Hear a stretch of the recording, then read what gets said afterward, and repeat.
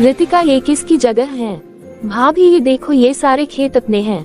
अच्छा तो सब में खेती होती है? नहीं भाभी, जब तक पापा थे तब तक ही यहाँ खेती होती थी, लेकिन पापा के जाने के बाद खेती नहीं होती। पर जब पापा थे ना तब कभी गेहूं तो कभी सब्जियां उगाया करते थे। फिर तो तुम्हें यहाँ बहुत मजा आता होगा। अरे भाभी मैं तो स्कूल से आने के बाद यहीं आ जाती थी और यही खेलती रहती थी। वैसे हुआ क्या था पापा जी को? भाभी ये कुछ साल पहले की बात है। हम सब खाना खा रहे थे। मम्मी ने पापा को खाने के लिए आवाज लगाई, लेकिन पर पापा नहीं आए। फिर थोड़ी देर के बाद जब मैं उनके कमरे में गई तो मैंने देखा कि पापा बेड पर वो उल्टे पड़े हुए थे। फिर मैंने मम्मी को बुलाया तो उन्हें से हॉस्पिटल लेकर गए, लेकिन वो पहले ही हमें छोड़कर जा चुके थे। डॉक्टर ने बताया कि उन्हें हार्ट अटैक आया था। पापा के जाने का मम्मी को बहुत ही गहरा सदमा लगा और फिर 1 साल बाद माँ भी उनके दुख में चली गई और मुझे और भैया को अकेला छोड़ दिया।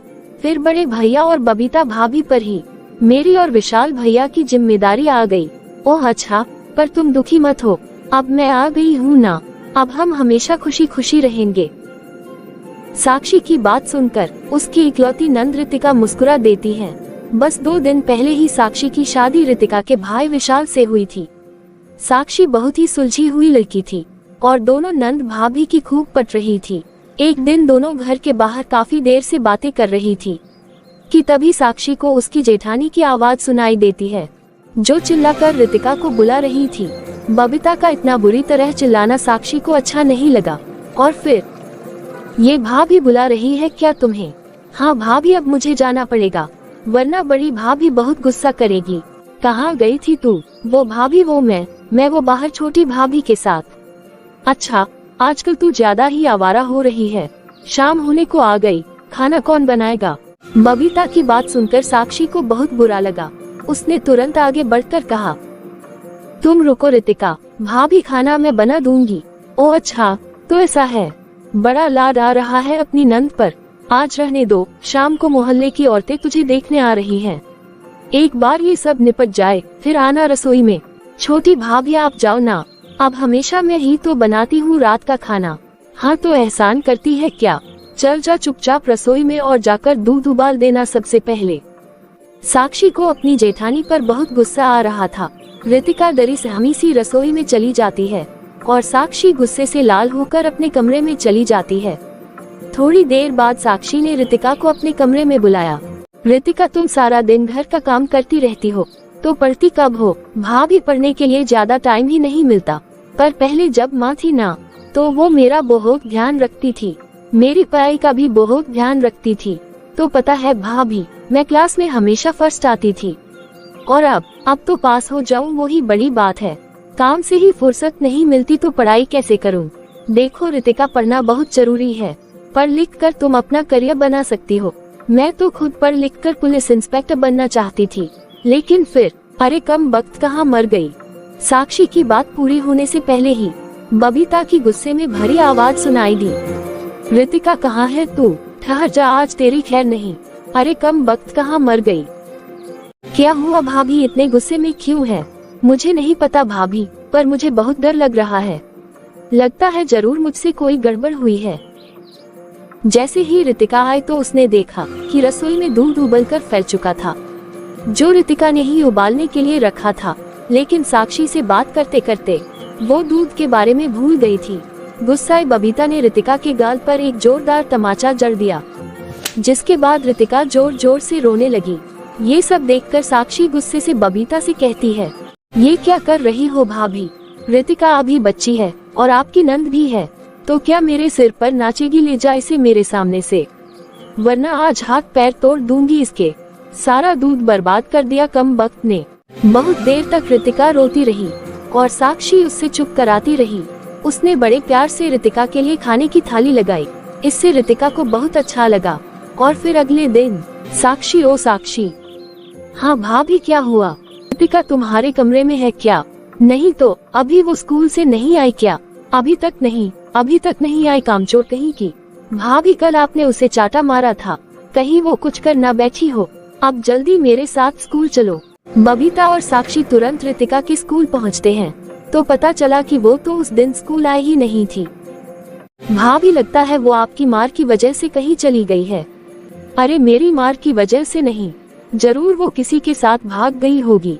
आप कैसी बात कर रही हो भाभी, अभी वो बच्ची है, कोई बच्ची नहीं है, वो किसी के साथ चक्कर चल रहा होगा, सो भाग गई। चलो वैसे जो हुआ ठीक ही हुआ, कौन शादी वादी करता उसकी, फालतू का खर्चा ही होता हमारा। और सुन, सबको यही बोलना कि वो किसी के साथ भाग गई है, समझी ना, इससे ज्यादा मुंह चलाने की जरूरत नहीं है।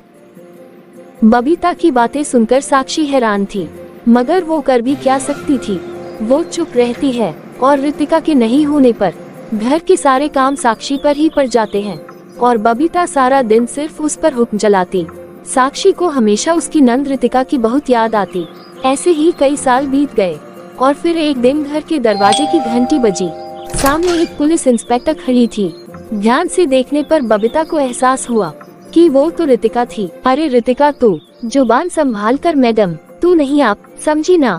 जी, पर तू माफ करना, पर आप तो मैं उस दिन भागी नहीं थी, बल्कि छोटी भाभी के कहने पर उनके भैया भाभी के पास चली गई थी।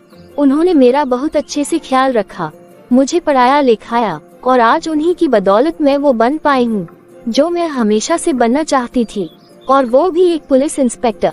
अच्छा, ये तो बड़ी खुशी की बात है।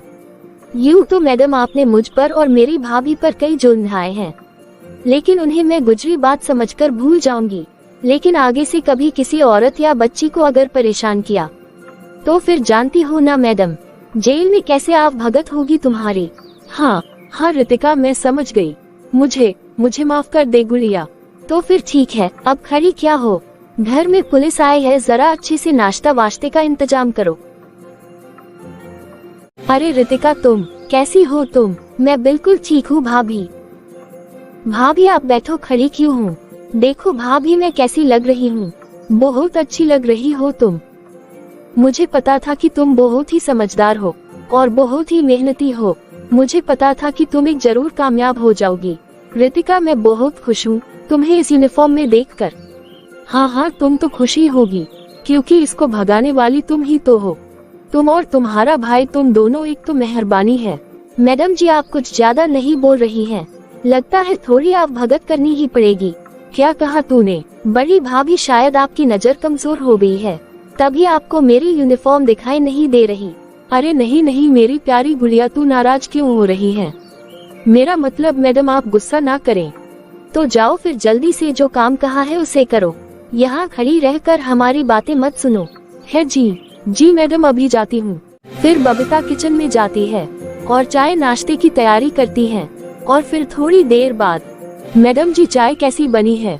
ठीक ही है जी, तुम यह आराम से बैठी हो, वो भी घर का आधा अधूरा काम छोड़कर। इसे कौन करेगा? आप करोगी। क्या मतलब? मतलब ये कि बड़ी भाभी, मैंने आपको आते ही बोला था कि आपने जो पहले मेरे और छोटी भाभी के साथ किया वो मैं भूलने को तैयार हूँ, और आगे से वो सब रिपीट नहीं होना चाहिए। लेकिन मैडम जी, मैंने ऐसा क्या कहा? क्या कहा का क्या मतलब? आप छोटी भाभी को काम करने को क्यों बोल रही हो? क्योंकि घर का सारा काम तो यही करती है ना। क्यों आप नहीं कर सकती क्या? घर का आधा काम आप भी कर सकती हो ना। या आपके हाथों में मेहंदी लगी है?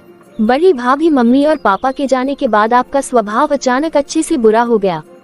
मैं और विशाल भैया तो आपकी इज्जत करते हैं, और आपको ये लगता है कि विशाल भैया आपसे डरते हैं।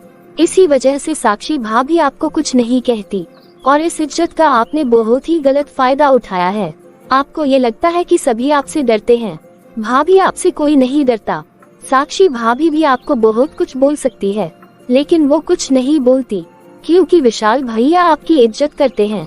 अब आज के बाद आपको समझ आएगा कि किसी के साथ बुरा करना कैसा होता है। मतलब ये कि अब से घर के सारे काम आप खुद ही करोगी। लेकिन रितिका, लेकिन कुछ नहीं, आज से आप इस घर में अकेली ही रहेंगी, क्योंकि मैं विशाल भैया और भाभी को यहाँ से लेकर जा रही हूँ। लेकर जा रही हो? कहाँ लेकर जा रही हो? अपने घर लेकर जा रही हूँ। मुझे सरकारी घर मिला है। अब से भैया और भाभी मेरे साथ रहेंगे, मेरे मम्मी और पापा बनकर। भाभी, आपको तो हमारे माँ बाप बनना नहीं आया, लेकिन आज मैं जो यहाँ इस यूनिफॉर्म में खड़ी हूँ वो छोटी भाभी और विशाल भैया की वजह से है। अपने तो नहीं, लेकिन भैया और भाभी ने अपना फर्ज पूरा किया है। बड़े भैया भी सिर्फ आपके इस स्वभाव के कारण चुप रहते हैं, क्योंकि आपको प्यार का मतलब ही नहीं पता। आपने भैया को भी झूठ बोल दिया कि मैं किसी के साथ भाग गई। अगर आप बड़े भैया को सच बता देती कि आपने मेरे साथ क्या किया है, तो सोचो भाभी आपके साथ क्या होता। भैया के गुस्से के बारे में तो आपको पता ही है, इसी वजह से मैंने और विशाल भैया ने कभी उन्हें कुछ नहीं बताया। लेकिन अब बस, अब और नहीं। अब विशाल भैया और भाभी मेरे साथ रहेंगे, और अब आप खुद ही करो सारे काम, और भैया को भी खुद ही बताओ सारी सच्चाई कि आप अकेली क्यों रह गई। साक्षी की बातें सुनकर बबीता को अपनी गलती का एहसास होता है, और वो रितिका और साक्षी से माफी मांगती है। रितिका, मैंने तुम्हारे साथ बहुत गलत किया है और मैं बहुत ही शर्मिंदा हूँ, मुझे माफ कर दो। साक्षी, मैंने तुम्हारे साथ भी बहुत गलत किया है, मैं बहुत ही ज्यादा शर्मिंदा हूँ, प्लीज मुझे माफ कर दो और कहीं मत जाओ, हम एक साथ रहेंगे। नहीं भाभी, अब आप कुछ भी बोल लो, अब हम यहाँ नहीं रहेंगे। लेकिन मैं यह अकेले कैसे रहूंगी? तुम्हारे भैया सारा दिन काम पर होते हैं और मैं अकेली क्या करूंगी? अब ये आप देखो भाभी, आपने जो बोया है अब वो काटो, ये आपके ही कर्म हैं। साक्षी को इस वक्त दोहरी खुशी हो रही थी कि रितिका कामयाब हो गई। एक तो अपनी प्यारी नंद को कामयाब होते देखकर, और दूसरा अब उसे भी बबीता नाम की मुसीबत से छुटकारा।